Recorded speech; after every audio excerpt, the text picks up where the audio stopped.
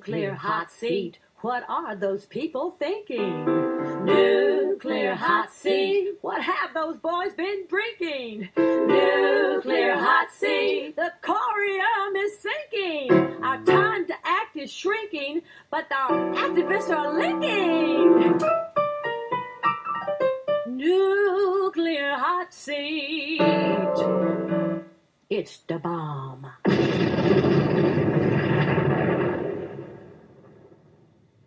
Welcome to Nuclear Hot Seat, the weekly international news magazine keeping you up to date on all things anti-nuclear. My name is Libby Halevi. I'm the producer and host, as well as a survivor of the nuclear accident at 3 Mile Island from just 1 mile away. So I know what can happen when the nuclear so-called experts get it wrong. This week, we again present Voices from Japan. Two separate pieces that are directly related. We have former Futaba Mayor Katsutaka Edogawa on the deep problems still faced by evacuees from his town and his appeal to the world. And we also hear from filmmaker Satomi Horikiri about her film Driven Out of a Nuclear Town on the people who evacuated from Futaba to her hometown of Saitama. We will also fit both of these in with the entire Oishinbo manga controversy and a discussion of the reality of nosebleeds in Japan after Fukushima. Plus, there will be a dual numbnuts of the week. Two famous people, too. One would think they would be our allies. And that will be coming up in just a few minutes. Today is Tuesday, May 20th, 2014, and here is the week's anti-nuclear news. So many stories this week, it was hard to figure out where to start, but there's one of lasting importance that I think we need to be made aware of first. Tokyo Shimbun has confirmed that the Fukushima prefectural government and Fukushima Medical University signed a secrecy agreement with the pro-nuclear International Atomic Energy Agency. Fukushima Medical University has been the main source of all public data on exposure and has been dictating what medical care many in the region were allowed to receive related to radiation issues. Patients were warned by nurses to not bring up radiation concerns to the doctor that they were planning to see, or they would not be allowed to see the doctor. Great way to get objective data, don't you think? Both the prefecture and the medical university have been the subject of growing distrust from the public due to their efforts to downplay problems and withhold information from the public. The actual document exists at this time only in a very choppy mechanical translation, but it is referred to as a Memorandum of Mutual Cooperation. In the agreement, it spoke about all measured data and accident information, such as thyroid cancer in children, to be designated as secret rather than risk stirring up the anxiety of residents. This makes perfect sense in light of the IAEA's report that said that there was, quote, no modulation of health by exposure, end quote, in the Chernobyl nuclear accident. Muto Ruiko, head of the Fukushima nuclear power plant prosecution team, is concerned that there is a precedent that the IAEA has hidden information about the health effects of Chernobyl and is doing the same with Fukushima. We will, of course, keep following this. At Fukushima in the seawater, record high radiation levels have been observed at 5 monitoring points. This is what TEPCO said last Friday, May 16th. The findings followed a recent series of record high levels of radiation detected in groundwater at the plant. TEPCO said that the cause of the rises in seawater radiation level is unknown. Can't you guys figure out that it's all coming from Fukushima? 1,900 becquerels per liter of tritium was detected in seawater sampled on Monday, up from the previous record high of 1,400 becquerels, which raises the question, why are they suddenly measuring tritium instead of cesium? Is the result less terrifying? TEPCO also reported that at a point between the water intakes for units 1 and 2, seawater sampled on Thursday was found to contain 840 becquerels of strontium-90, which causes bone cancer, and other beta ray emitting isotopes, up from a previous record of 540 becquerels. They're starting to make it sound like a stock market report of pending death. The Mainichi Daily News reported, "We are facing a problem so large, it's impossible to see all its dimensions. There is the relentless flow of the groundwater, a massive amount of it gushing into the plant's basements every day. If this water pours into the reactor buildings and touches the atomic fuel inside, it picks up high concentrations of radioactive material. At the moment, this radioactive water is impossible to deal with. We are now 3 years into the Fukushima nuclear crisis, and we still cannot see everything that is going on. What we can say for certain is that neither the radiation nor the contaminated water at the plant is getting any less, and there is no guarantee that the battle against them will turn out in our favor." So what's TEPCO's response to this crisis? The company has announced plans to begin releasing underground water near the Pacific Ocean as soon as Wednesday, May 21st, according to Asahi Shimbun. Wednesday, May 21st is tomorrow from where I am now recording this. The first water to be released will total around 560 tons, which is barely a day and a half's worth of radioactive water. Initial talks between the government of Japan and TEPCO agreed that only water with 1,500 becquerels of radiation or less per liter could be released. Tests conducted by TEPCO and 2 unnamed outside agencies have revealed that the Fukushima underground water met the standards, averaging 220 to 240 becquerels of tritium per liter. Again with the tritium. Tritium is a beta emitter and can be stopped by metal, but cesium is a gamma emitter, which penetrates much more deeply and is much more difficult to stop. Why the sudden switch? Well, gee, do you think they might have something to hide? Meanwhile, up to 400 tons of contaminated water from the damaged facility is, I love this word in the report, seeping into the Pacific Ocean every day. When you're talking 400 tons, you're not talking about seep. Seepage is a little stuff. 400 tons, that's flowing. So just what are we talking about as the consequences of exposure to radiation? Smithsonian Magazine, as of May 14, had an article that stated that even tiny amounts of radioactive food made caterpillars become abnormal butterflies. Researchers in Japan, the article stated, discovered even a small amount of radiation is too much. Scientists collected plant material from around Fukushima and fed it to pale grass blue butterfly caterpillars. When the caterpillars turned into butterflies, they suffered from mutations and were more likely to die early, even if they had only eaten a small amount of the cesium. In other words, things don't look good for the animals living around Fukushima. Smithsonian, how about the people? In Nature Scientific Reports, on May 15th, it stated, both the mortality and abnormality rates increased sharply, especially at low doses. There seemed to be no threshold level below which no biological response could be detected. This, of course, was stated a long time ago in the BEER 7 report, BEER standing for Biological Effects of Ionizing Radiation. Going back to the article, in conclusion, it is important to realize the risk of internal radiation exposure due to ingested radioactive cesium, at least for the pale grass blue butterfly, and likely for certain other organisms living in the polluted area, possibly including humans. When are they just going to go ovaries out and take away the modifiers like possibly and just state what we're up against, which is the creek without a paddle? So how bad is it?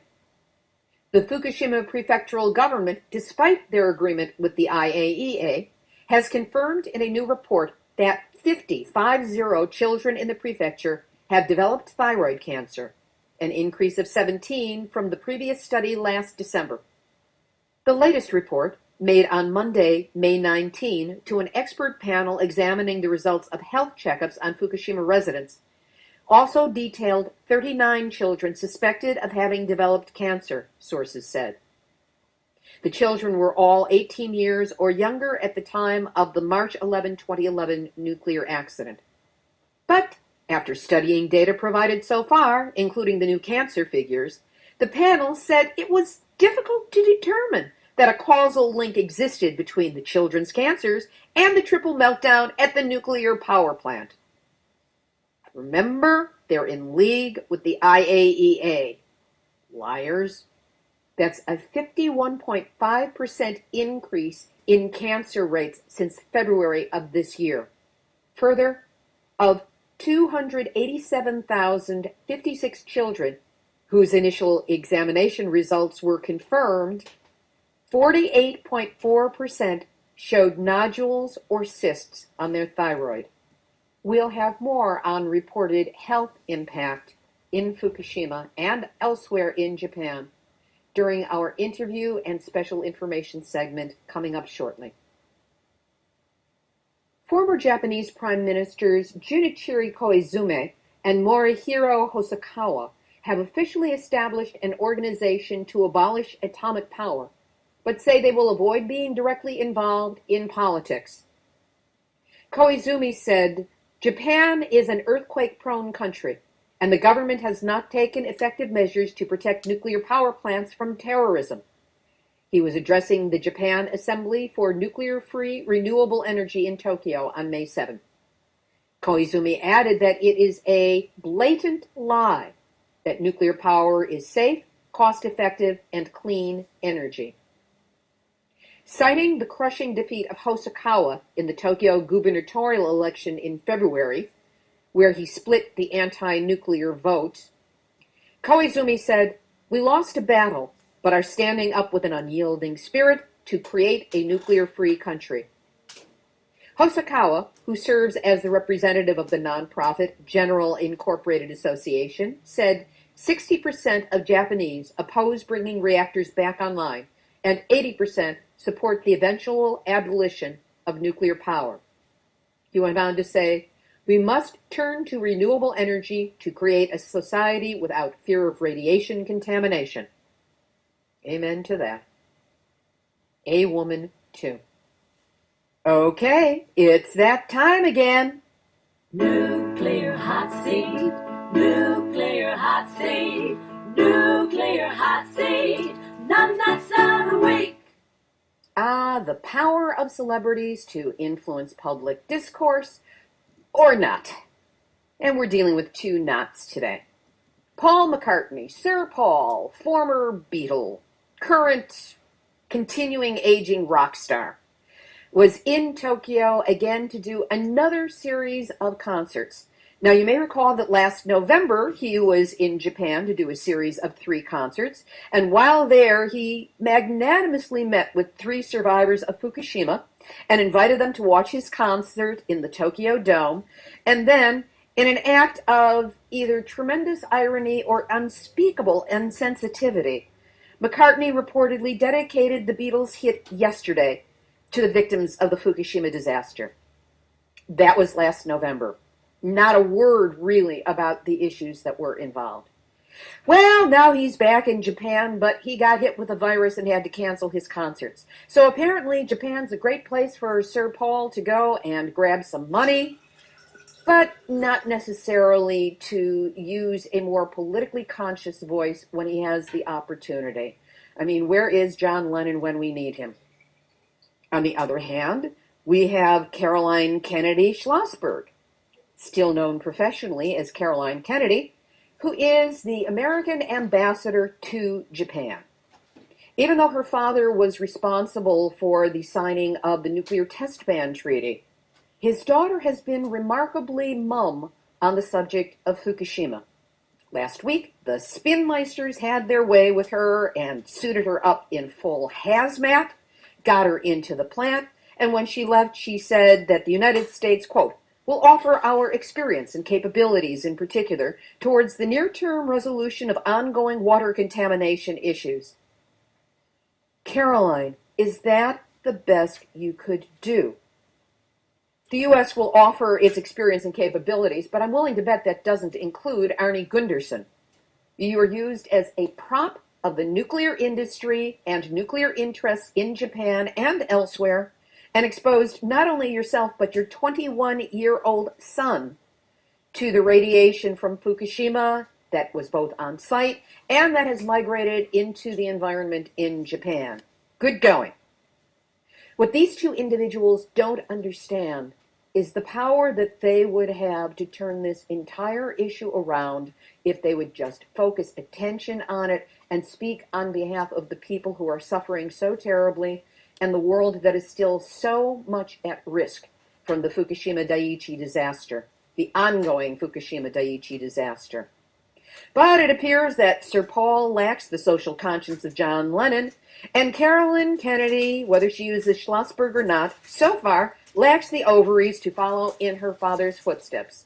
And that's why these two individuals are this week's Nuclear Hot Seat, none that's out of week. Let's do a quick roundup on the U.S., shall we? Down in New Mexico, the radiation leak at the government's troubled Waste Isolation Pilot Plant, or WIPP, site has been linked to a waste container shipped from the Los Alamos National Laboratory. This raises serious questions about the safety of other barrels from Los Alamos being stored on the lab's northern New Mexico site and at a temporary site in West Texas. Waste Control Specialists, which is storing the drums of waste above ground. Los Alamos Lab Director Charlie McMillan wrote in a memo on Friday to his lab employees, "We do not believe there is any imminent threat to the safety of our employees, the public, or the environment at this time." How many qualifiers could he possibly put in that sentence? And isn't that what they always say? There are 116 containers from Los Alamos at WCS in Texas, and a total of 292 at WIPP. Tra-la, tra-lay. Last Wednesday, a Senate committee questioned a panel of specialists about the safety and security of nuclear reactors that have been retired or forced out of business. It was a hearing of the Senate Environment and Public Works Committee, and Democratic Chairwoman Barbara Boxer of California asked these specialists whether enough had been done to assure that spent fuel from the decommissioned reactors, which is being stored on site, was being properly secured. The reactors may be shut down, Senator Boxer said, but the risk of an accident or attack have not gone away. NRC officials and industry executives assured her that there was enough oversight, which means either overseeing or overlooking, was already in place to assure that decommissioned reactors and the fuel were safe. But then Senator Boxer asked Michael F. Weber, the NRC's Deputy Executive Director for Operations, Materials, and Waste, if he was concerned that at San Onofre, the decommissioned reactors on the Pacific coast, the spent fuel pools were designed to hold 1,600 fuel assemblies, but now held 2,600, 1,000 extra. Does this disturb you, this fact, she asked? It took her 2 tries before he answered in a total non sequitur, "Yes, we ensure safety." "Yes, it concerns you," she said, adding, "If it concerns you, then why aren't you moving now to get that fuel out?" Go, Senator Babs. As if to prove the point of San Onofre's vulnerability, last week the brush fires in San Diego County, and specifically at Camp Pendleton, threatened the San Onofre nuclear power plant, and about half a dozen employees were evacuated from outlying facilities. Plant operator Southern California Edison announced the evacuations of the non-essential workers on Twitter, and then notified federal safety officials at the NRC just before noon of the precautionary evacuation of a portion of the plant's grounds known as the South Yard. So it doesn't have to be an earthquake, a tsunami, or terrorists. It can just be a brush fire. Here's some more on San Onofre. 2 weeks ago, we heard from Ray Lutz of Citizens Oversight Project in San Diego about the massive closed-door manipulations that led to a pork-filled settlement that cannot be controverted at this point, at least according to the people who did it, that Southern California Edison is going to be paid $3.3 billion from ratepayers to compensate them for their incompetence and shenanigans surrounding the attempted replacement of the steam generators at San Onofre with, shall we say, a jury-rigged, unproven, and unapproved design. Last week, an evidentiary hearing was held between the California Public Utilities Commission and the public, purportedly to explain this settlement. Listen to a brief clip CPUC President and Commissioner Michael R. Peavy responding to a request for a statement by Michael Aguirre, counsel for Ruth Hedricks, a party to the proceedings, that was asked from the room. The voice on the microphone is Peavy, and from the room is Aguirre. The only comment I would make is that I came here today hoping to be educated. I walk out of here without that happening. I'm very disappointed by the whole back and forth here. It has not illuminated the settlement one iota. As far as Tern goes, I think, to general knowledge, my relationship with Tern is to be fair, chilly, and I have never talked to Mr. Friedman on this topic during that whole time at all, period. Mr. Friedman, that's it. Sorry. What about Southern Cal Edison? Sorry. About Edison? Yeah, I'm not here to answer your questions. I'm not here to answer your goddamn questions. Now shut up. Shut up. Really? That's how you perform? Yeah. The California Public Utilities Commission standing up for all we ratepayers. Not. We'll have a link to Ray Lutz's edit of the 3-hour and 20-minute hearing, which breaks down to about $1 billion per hour for SCE. We'll have that link up on our website, nuclearhotseat.com, under this week's episode, number 152. Now for a brief visit to the NRC doc and cover report. Beaver Valley Nuclear Reactors 1 and 2 in Shippingsport, Pennsylvania, just 34 miles from Pittsburgh, showed problems with 2 unfused DC control circuits, and the NRC postulated that a hot, short fire event could adversely impact safe shutdown equipment. Among the areas directly impacted, the control room. An aging cooling system at the Fitzpatrick nuclear plant in Oswego County, New York, is springing leaks so often that plant operators had to reduce power 11 times during just the first 3 months of 2014 so that workers could plug the leaks. Fitzpatrick's condenser, which circulates Lake Ontario water for cooling, leaks far more than any other U.S. plant, in part because Fitzpatrick operators failed to repair the aging equipment, according to the U.S. NRC. The NRC keeps the plant under heightened oversight. There's that word again. They're overlooking whatever they can. The regulators say that the leaking condenser does not pose a major safety issue, perhaps a minor one, and that the leaks are expected to be resolved by a major repair during a refueling outage later this year. So it's not a major safety issue, but it's going to take a major repair. Figure that one out. And workers at the Indian Point nuclear power plant just outside Manhattan mistakenly tried twice, not once, but twice, to place a second bundle of used nuclear fuel into a spot already holding one during maintenance work. This happened in March, according to the NRC.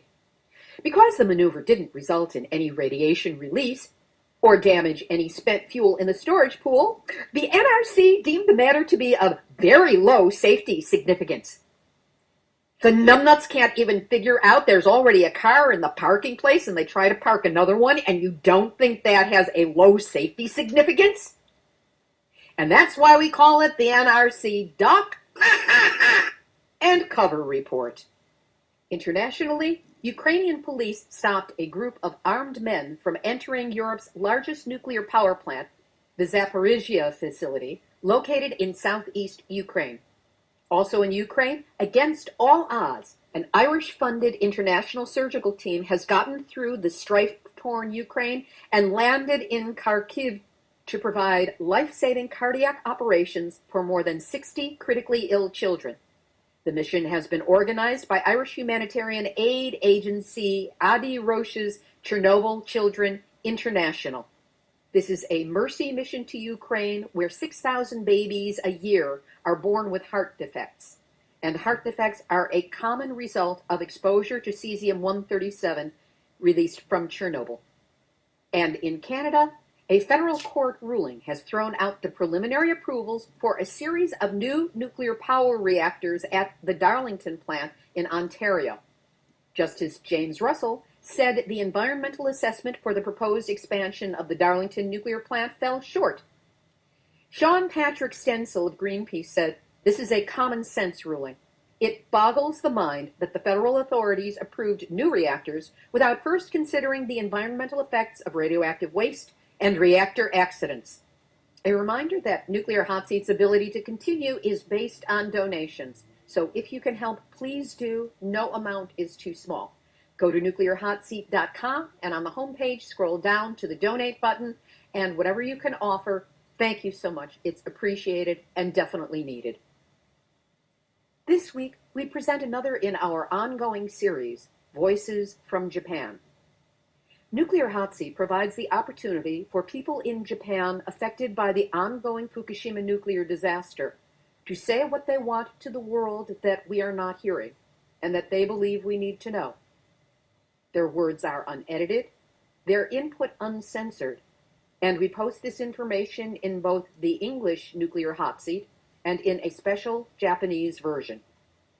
First, we hear from the former mayor of Futaba, Mayor Katsutaka Idegawa. As host to the Fukushima Daiichi nuclear power plant, the town of Futaba suffered devastating harm. In the confusing aftermath of the accident, amid a lack of information, Mayor Idegawa, as his community's top decision-maker, took the unusual step of leading his people outside of Fukushima Prefecture in order to protect them from harmful radiation. He has resigned his position as mayor, but continues to be an outspoken critic of the government and TEPCO's handling of the accident. Recently, controversy over the manga comic Oishinbo's depiction of the situation in Fukushima has reverberated around Japan. One of the main points of contention in the manga are words spoken by a character based on the real-life Mayor Idegawa and called Mayor Idegawa. Nuclear Hot Seat has an exclusive interview with Mayor Idegawa on this topic in the works. In today's interview, he outlines his disappointment and fears connected with the Fukushima Daiichi accident and his concerns about the societal malaise affecting Japan. もう3年経ちました。忌まわしい2011年3月11日。3 years have passed already. The feelings of regret and frustration caused by the deplorable circumstances of March 11, 2011, continue even now. What is most frustrating is that the government and TEPCO promised us that the nuclear power plant would not cause an accident. As mayor, I sat in my office with those people over the years and discussed the possibilities of an accident occurring. Did they tell the truth? They always said, "Mr. Mayor, don't worry. An accident will definitely never happen." Well, the nuclear power plant broke down pretty easily in the earthquake and tsunami, didn't it?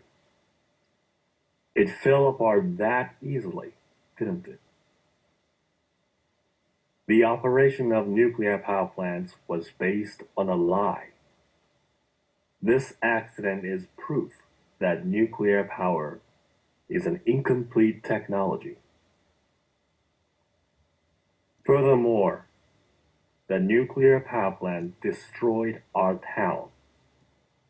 The town is a public entity. A privately owned, for-profit utility corporation destroyed a public body, our town. I don't think there is another example like this in history. Horrible things happened after Chernobyl too. But the conditions in this country are different. In Japan, we have the right to self-government. It is the nuclear accident that has broken down this system and set people adrift. And because they haven't received enough compensation, they have lost their futures. The villagers who have lost their dreams are heartbroken. In the midst of all this sorrow, Prime Minister Abe is facing outward and promoting exports of nuclear power plants. Despite the nuclear situation in his own country being unclear, and with the cleanup of the accident still not progressing, Abe is trying to pass off defective merchandise as top world-class technology. It's embarrassing, isn't it? As a Japanese citizen, I am truly ashamed. When Japan was a healthy country, we did not try to sell imperfect goods. During the time when Japan valued quality above all else, this would not have happened. Furthermore, the contaminated water from the plant is polluting the Pacific Ocean more and more. I feel humiliated when Abe lies to the world, when he says that the radioactive contamination is completely blocked from spreading further into the ocean. We have to return to our roots. We have a right to go back. It is really unfortunate that there is not a single politician or bureaucrat who has been able to stop this problem. I urge the people of the world to take a look at us. What kind of lives are we being forced to live right now? Even though we are not the ones who caused the accident, we are living in conditions that punish us for what happened. Our dreams, our children's futures, our towns have all been destroyed. We've been swept to the very margins of Japanese society and told to live there in silence. I don't wish these tragic circumstances on anyone ever again. Nuclear facilities bring misfortune on humankind. We all need to raise our voices and demand a safe environment where we can live and children can have dreams. We inherited a clean environment from our parents, but I, as a parent, cannot pass along a clean and beautiful town to my own children. This sad situation can never happen again. Please, don't just help us. Please help humankind. どうか皆さん、私たちを助けるのでなくて、人類を助けるように声を上げていただきたいと思います。どうぞよろしくお願いいたします。The former mayor of Futaba, Katsutaka Idegawa. Next, we hear from Satomi Horiki. She is a citizen filmmaker whose documentary, Driven Out of a Nuclear Town, a documentary about the refugees from Futaba, won a Yayoi Journalist Award in 2013. The film depicts the deep emotional and physical trials faced by the group of Futaba citizens who followed Mayor Idegawa to settle in an abandoned high school far away from Fukushima Prefecture. Horikiri has shown her film at screenings all around Japan. She often appears with some of the Futaba evacuees featured in the film. 3年前の原発事故の直後に私の I made a film called Driven Out of a Nuclear Town about the people who evacuated to my hometown from Futaba town in the wake of the nuclear accident 3 years ago. My name is Horikiri. When I heard that Fukushima Daiichi had exploded, I was so shocked. I thought, this is the end. I became very concerned about the fates of the people who were living near the power plant when a large number of people from Fukushima evacuated to Saitama Prefecture, where I live. Over the past 3 years, I collected their stories and made a documentary film. The people from Futaba relocated to Kisai High School, which had been shut down. 20% of Futaba's population, or around 1,400 people, traveled 186 miles from Futaba to Saitama and settled in this abandoned school. Why was Futaba the only town to evacuate in a group like this? It is because neither the government nor TEPCO issued specific evacuation orders for people to go to a particular location. Instead of providing evacuation facilities, the central government left it up to the municipalities to decide where to relocate. In this situation, the mayor of Futaba, Mayor Idogawa, who had some knowledge about radiation, decided that it was important to evacuate the people as far as possible from the vast amounts of radiation being emitted. He decided on distant Saitama because he knew that would be the only way to protect their health. I believe that he made the right decision. I began to visit Kisai High School and listen to the stories of the people from Futaba. Well, 1,400 people were living in the classroom and gymnasium, and there was absolutely no privacy. I think it was really hard on them. They were provided with boxed meals, but they had no jobs and no privacy, and no idea of when they might be able to return to their hometown. In Futaba, they had their homes, their land, their family gravesite, and their community. I think it was really difficult for them to live in Saitama, where they didn't have any of these things. If it's just an earthquake, you can rebuild right there in the same spot, but with a nuclear accident, you can't return to your hometown. You have to start over in a different town. What makes it worse for Futaba is that their homes are pretty much intact, maybe with a little bit of earthquake damage. But they can't live there because of radiation, which is invisible. It's a paradoxical situation. The evacuees in Saitama often wondered about the idea of reconstruction.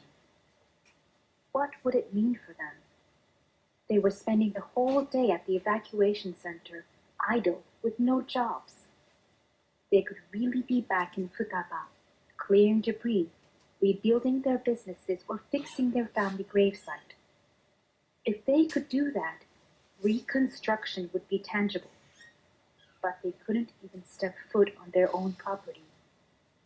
That was a bitter and painful situation. At first, elderly people were expectant, wondering when exactly they would be able to return. But recently, they have gradually realized that the radiation levels are just too high and that they will never be able to go back. They have no alternative but to give up. Not only among the elderly, but across all age groups, there is a tremendous feeling of loss. Ms. Horikiri, as someone who has been in close contact with the evacuees from Futaba, including Mayor Itogawa, what is your take on the recent Oishimbo manga controversy? Oishimbo. Well, as for Mayor Idogawa, that issue put him back in the headlines, didn't it? I've been following him for a while, and as far as I can tell, he has suffered a great deal of exposure to radiation. But it's not just Idogawa-san.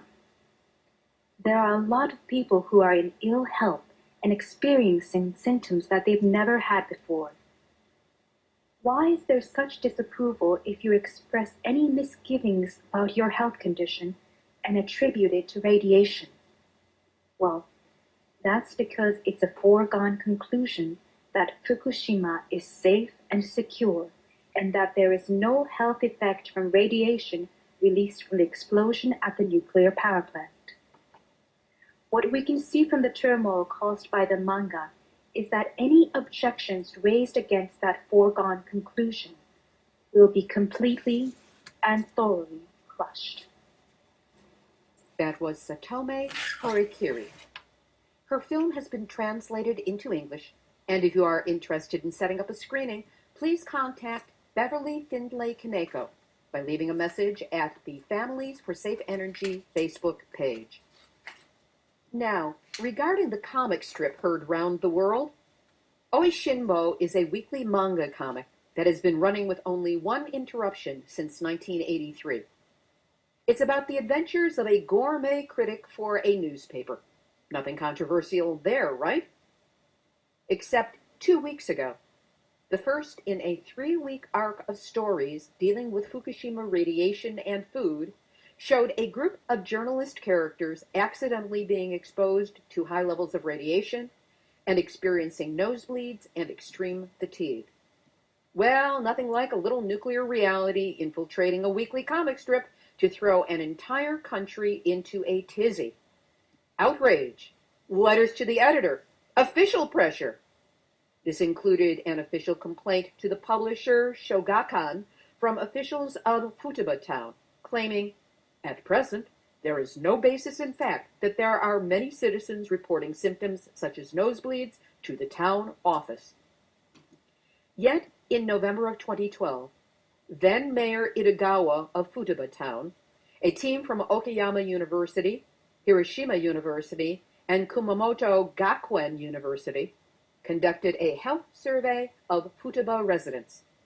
Results were published by Professor Nakachi from Kumamoto Gakuen University in an article entitled Environmental Contamination Caused by the Fukushima Daiichi Nuclear Accident and Tsunami from the Perspective of Minamata Studies. For comparison purposes, Futaba, Maromori Town in Miyagi Prefecture, which is right on the border with Fukushima Prefecture, and Nagahama Town in distant Shiga Prefecture were surveyed. In Futaba and Maromori, there was a high incidence of symptoms such as lethargy, headaches, dizziness, itchy eyes, nosebleeds, and nausea. Nosebleeds were particularly high. Note that all of these are acknowledged as symptoms of exposure to radiation. The report asserted that the symptoms were caused by the nuclear accident and refugee lifestyle. Regarding the current complaints against Oishinbo by Futaba officials, Professor Nakachi stated, "We submitted our report to Futaba Town last year in August. Perhaps they have forgotten about it." Professor Tsuda from Okayama University stated that the team has not yet published their final results, but he said, "The government keeps saying that there is no relationship between nosebleeds and radiation exposure. There is no scientific basis for this statement. There are reports from Chernobyl. I don't think such a fuss should be made over the Oishinbo manga." When questioned about the contradiction between the study results received by Futaba Town last year and the recent complaint submitted to the publisher at Oishinbo, the Health and Welfare Department of Futaba Town stated, "The person in charge at that time has retired. We will have to look at our records to confirm what happened." In other words, the old "my dog ate it" defense. Meanwhile, the protests against Oishinbo have taken their toll. On Monday, May 18, the editor of Oishinbo defended the decision to depict characters in the cooking comic book as potentially hurt by radiation in Fukushima, calling it a meaningful attempt to sound the alarm about the grim and largely overlooked reality of life in the prefecture. In Monday's installment of the series, Hiroshi Murayama, who is also managing editor of the weekly Big Comic Spirits magazine that the series runs in, includes an afterword in which he writes of feeling a strong pang of responsibility for the outrage caused by recent issues of the manga. Murayama said the storyline was meant to spotlight the truth that, quote, "parts of Fukushima are indeed dangerous and uninhabitable," And some local people are worried about health problems linked to radioactive fallout. Their voices, he said, are rarely heard because they are reluctant to complain of sickness for fear of being branded as, quote, overly squeamish. Manga author Tetsu Kariya, who has made repeated visits to the plant since the triple meltdowns, decided that it, quote, is wrong to ignore the voices of those people just because these are considered in the minority and likely to unsettle others. As editor-in-chief, Murayama added, I decided Kariya's viewpoint was worth presenting to readers for their opinions. The main characters in the long-running Oishinbo, which translates as The Gourmet, are culinary writers working for a fictional newspaper company. On Monday, they conclude that, as journalists, they must face the pain of telling the truth about Fukushima. Remaining silent, they decide, is equal to, quote, lying to the Fukushima residents. When it comes to the livability of Fukushima, one of the characters said, there is a tendency to, quote, sugarcoat your language in order to spare the feelings of the resident. But I think doing so is hypocritical. He adds, as a human being, I would like to encourage people in Fukushima to have the courage to flee their dangerous homeland. Kariya wrote in a blog post that he can only spread the truth. Trumpeting the safety of Fukushima, he wrote, may have pleased some, but deception is what I abhor most. Monday's issue of Big Comic Spirits devotes 10 pages to laying out the opinions of 13 experts and municipalities. One of them, Hiroaki Koide, who has previously been interviewed as part of the Voices from Japan series, and is an assistant professor at the Kyoto University Research Reactor Institute, says that from a medical point of view, the connection between nosebleeds and radiation exposure can't be entirely ruled out. Backing Kariya, he says, the government is not only indifferent to taking responsibility for the accident, but determined to erase it from people's memory. Such irresponsibility, he insists, is, quote, almost criminal, end quote. Meanwhile, municipalities, including Osaka and Fukushima prefectures and the town of Futaba, have lodged complaints with the publisher. And these have, alas, derailed the series. Oishinbo will not appear in the publisher's weekly Big Comic Spirits magazine as of the May 26th issue.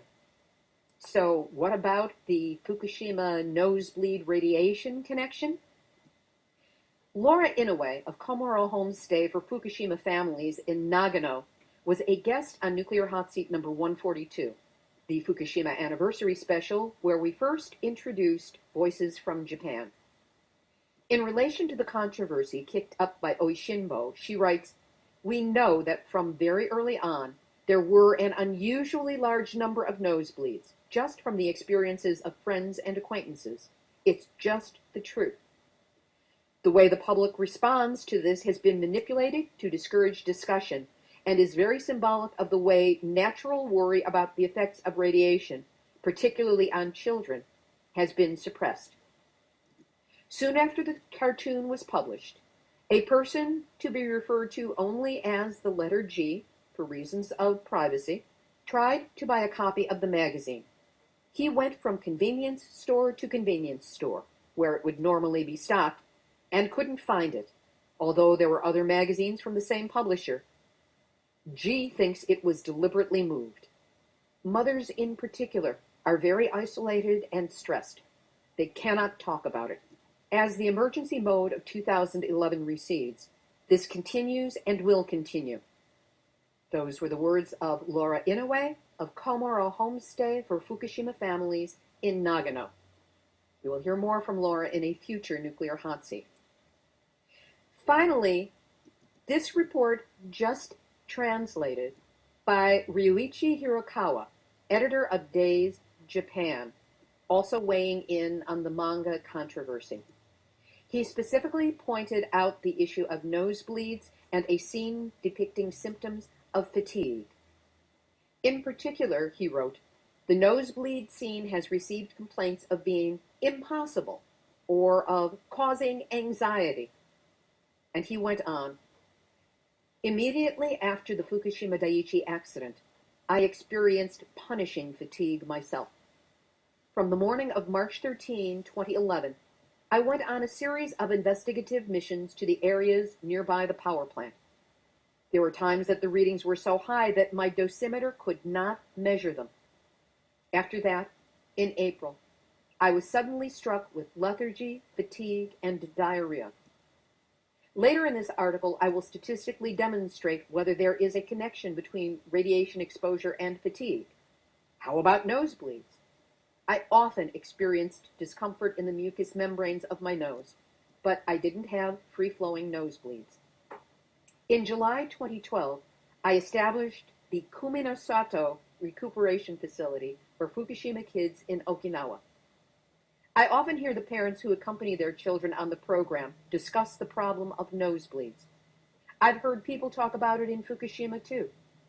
I thought the nosebleed problem was common knowledge. Therefore, I am suspicious of the clamor caused by the Oishinbo manga and the accusation that it's unlikely or not based on fact, and the attempts to deny it so completely. Doesn't making such a big deal about it ironically cause the very anxiety among Fukushima residents that the manga's detractors are complaining about? I think it would be far more constructive to recognize that people are experiencing nosebleeds and then make sure that this is not a symptom of a more serious illness.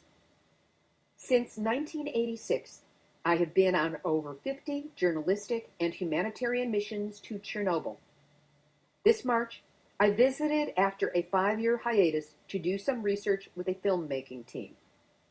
While I was in the highly contaminated area of Narodychi in Ukraine, I spoke with the assistant director of the Narodychi Central Hospital and told him that I had heard many people talking about children's nosebleeds in Fukushima and asked him about the experience in Chernobyl. He answered, there was an increase in nosebleeds after the Chernobyl accident. There was an increase in radiation exposure-related blood disorders after the accident. Nosebleeds were one example, and anemia increased too. He said that precursor symptoms to leukemia also rose. In 1990, the IAEA dispatched a research team to Chernobyl, and the following year, they issued a report intending to deny concerns about the health effects of that accident. I had my doubts about that report, and my office cooperated with the Chernobyl Children's Fund, which I was the director of at that time, to compile an independent research study with the help of local NGOs.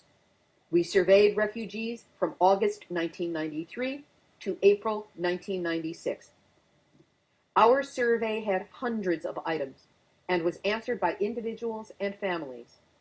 We were able to collect responses from 25,564 people. It is believed that there is no other large-scale survey like this of Chernobyl victims. We were able to achieve this because it was part of our humanitarian effort.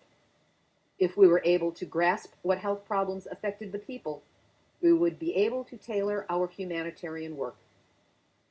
Conducting the survey was difficult, but we had strengths that the IAEA did not have.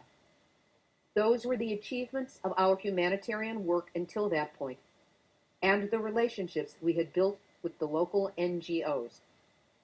Moreover, we had no other purpose than helping the disaster victims. The results of our study were published in magazine form in Japanese and Russian. A portion of our findings appeared in Reckless Nuclear, published by Shogakan after 3/11 this year. I would like to look at the results with a particular focus on nosebleeds and fatigue. I do want to note, however, that people were affected by many other symptoms as well. What follows is a brief summary of the results of that survey by Ryuichi Hirakawa on the impact of Chernobyl on residents living nearby. In Pripyat, which was only 2 miles from the plant, with 9,501 people responding, within 1 week of the accident, 1,838 people, or 19.3% of those responding, experienced nosebleeds, and 346 people, or 56.3%, related having extreme fatigue. 10 years later, 19.3% of people still reported having nosebleeds, the exact same proportion as 1 week after the accident, and 753 people, or 74.2%, reported that they tire easily. In Chernobyl, which was 10.5 miles away from the facility, with 2,127 people responding, 21.6%, or 459 people, reported having nosebleeds within 1 week of the accident, and 1,312 people, or just under 62%, reported having extreme fatigue. Their present-day health conditions include 19.6% of them, 417 people, still experiencing nosebleeds. Much the same was reported in villages around Chernobyl, with 12,864 people responding. 19.4% experienced nosebleeds within a week of the accident, and 56.4%, or 7,259 people, had extreme fatigue, more than half of those people interviewed. 4 miles from the plant, with 351 people responding, 18.5% experienced nosebleeds within 1 week of the accident, and 54.7% had extreme fatigue, while currently 19.9%, an even higher percentage, experienced nosebleeds, and 76.4% report that they tire easily. For comparison purposes, a survey of 316 people in Moscow reported that only 3.2% of those people said that they were having nosebleeds, and only 21.2% said that they tire easily.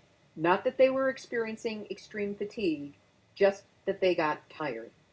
So 1 in 5 Chernobyl refugees experienced nosebleeds in a study of over 25,500 people. This, according to a report by journalist Ryuichi Hirakawa, who is editor of Days Japan. Nuclear Hot Seat will, of course, continue to follow this story. This has been Nuclear Hot Seat for Tuesday, May 20th, 2014. Material for this week's program has been researched and compiled from enenews.com, fukuleaks.org, Japan Times, Jiji Press, Medici Daily News, Reuters, Smithsonian Magazine, Nature, Asahi Shimbun, Yahoo News, Finance, Greenwatch.org, Express.co.uk, AP, New York Times, the NRC, Syracuse.com, LowHUD.com, RT.com, and OttawaCitizen.com, as well as the Nuclear Hot Seat Facebook community. Love you guys. Voices from Japan is a co-production of Nuclear Hot Seat and the Families for Safe Energy team. Translations by Beverly Finlay Kaneko, who also serves as co-producer, and many thanks to our terrific crew of voiceover actors, including Alpha Takahashi as the voice of Horikiri. Special thanks to Ray Lutz for his CPUC audio clip, and acknowledging again Myra Reason for last week's reporting and research on the WIP situation. Theme music written by me, sung by Marilee Weaver. Nuclear Hot Seat is syndicated by UCY.TV. Our archive is available on iTunes. You can subscribe under podcasts, or you can search us out on the website nuclearhotseat.com. Nuclear Hot Seat is the activist voice on nuclear issues. So if you have a story lead, a hot tip, or a suggestion of someone to interview, send an email to info@nuclearhotseat.com. We are copyright 2014, Libby Halevi and Hardestry Communications. All rights reserved, but fair use allowed for nonprofit means. Permission granted as long as proper attribution, website, and email are included.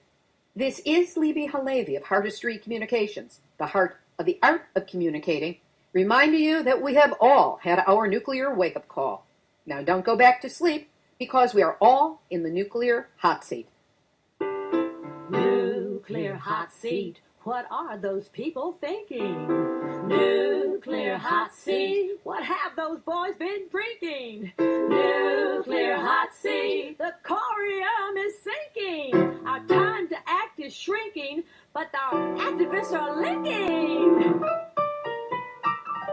Nuclear It's the bomb.